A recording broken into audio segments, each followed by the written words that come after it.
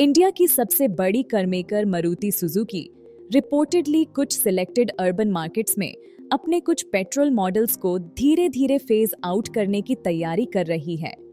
ये step cleaner mobility और future ready vehicles की तरफ एक ब्रॉडर शिफ्ट का हिस्सा है।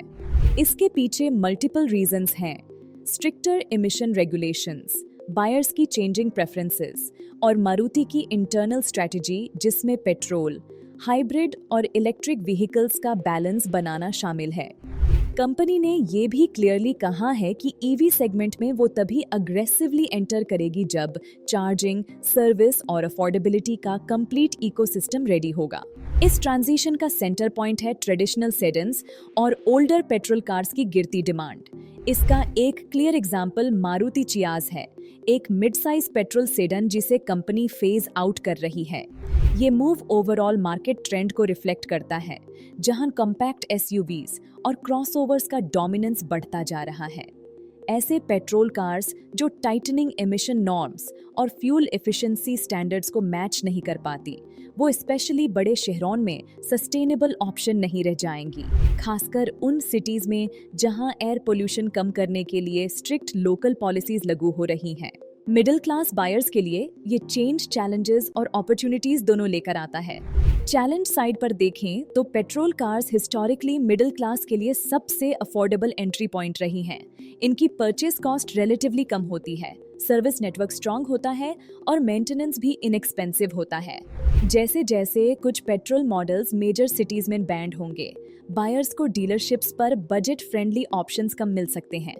इससे या तो उन्हें महंगी ऑल्टरनेटिव्स की तरफ जाना पड़ेगा या फिर लिमिटेड मॉडल्स के लिए वेटिंग पीरियड फेस करना पड़ेगा।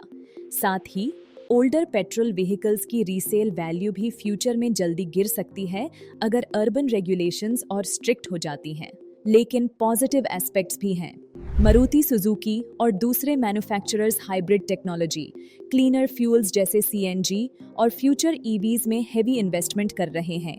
इससे मिडिल क्लास बायर्स को आने वाले टाइम में ज़्यादा फ्यूल एफिशिएंट और लो रनिंग कॉस्ट वाले व्हीकल ऑप्शंस मिल सकते हैं।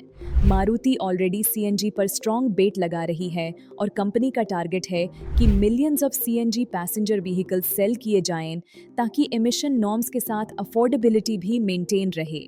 इसके अलावा मारुति का कॉशियस लेकिन steadily expanding EV roll out, जिसमें विटारा जैसे मॉडल्स शामिल हैं और चार्जिंग इंफ्रास्ट्रक्चर भी ग्रेजुअली ग्रो हो रहा है, फ्यूचर में मिडिल क्लास फैमिलीज को ग्रीनर मोबिलिटी का ऑप्शन दे सकता है बिना प्रीमियम प्राइसिंग के प्रेशर के।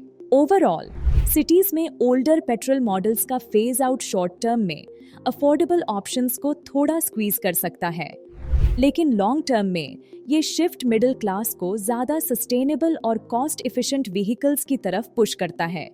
आखिरकार रेगुलेटरी चेंजेस, मार्केट डायनामिक्स और कंज्यूमर डिमांड ही डिसाइड करेंगे कि ये transition Indian middle class car buyers के बजट को ईज करेगा या स्ट्रेन।